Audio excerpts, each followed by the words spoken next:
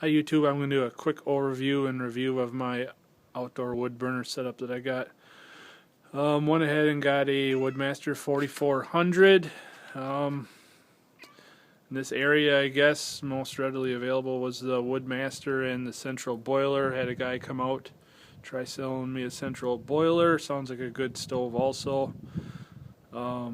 Just turns out that he was just kind of a part-time salesman, had a full-time job, came out and installed it on the side. The guys that came out here and sold me the Woodmaster here is their full-time jobs. They're a heating cooling company, and this is all they do, so that's basically what sold me on the unit.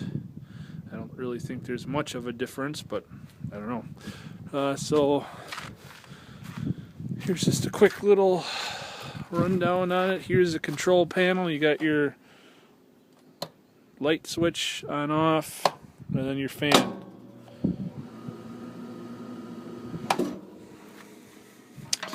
you want to open it up. They're supposed to pull this little heat baffle bypass that keeps all the smoke from coming out. If I would have done that, you wouldn't see all this smoke. But that's the inside. Now the way I've been experiencing here is a normal Wisconsin winter, highs in the 20s, lows in the 10s, teens. Go through wood. I had filled up maybe once every 12 hours, give or take, depending on what type of wood you're burning. Kick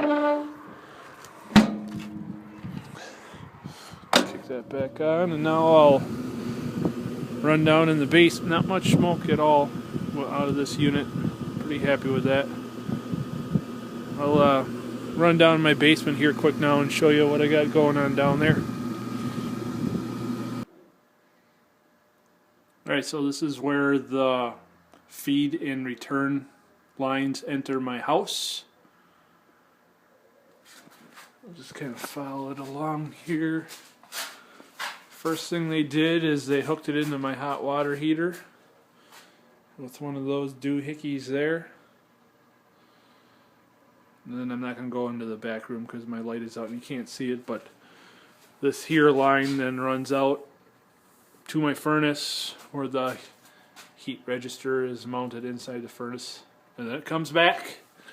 Here's the return line, and I just went ahead and had them install this radiant in-floor heat. So basically hot water feed line comes into the hot water heater, then exits, goes into our furnace, out the furnace, and then comes over to this little unit here where we have 3 separate zones. Each zone is probably about 100 to 150 feet of this PEX tube in here.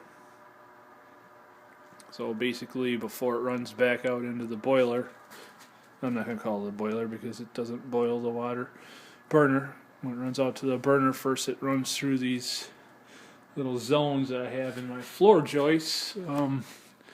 Try showing you this here. I got them all kind of encapsulated with this little roll foil insulation just to keep the little heat up into the floor joist so it doesn't just spill down into the basement. I don't know. Where is it?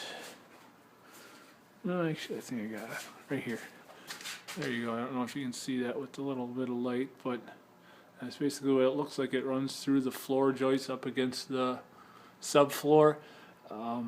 Depending on where I had room, I'd either have one line run in here or there'd be 2 lines coiled in there. Overall, very, very happy with the Woodmaster. Like I said, about 12 hours in between fill-ups, but that depends on the weather. Last week we had lows in the 10 below zeros. Then it was more like every 6 hours I'd be filling that. Definitely pays to have dry wood. Some people say you can just go out and cut down a tree, throw it in there. That's garbage. Don't do that. It takes a lot of energy to get the wood burning, and even with that it doesn't get that hot. So go ahead, season your firewood. It doesn't have to be cut, and it doesn't need to be split into nice little pretty pieces. nice big chunks is fine, but needs to be down at least for 6 months.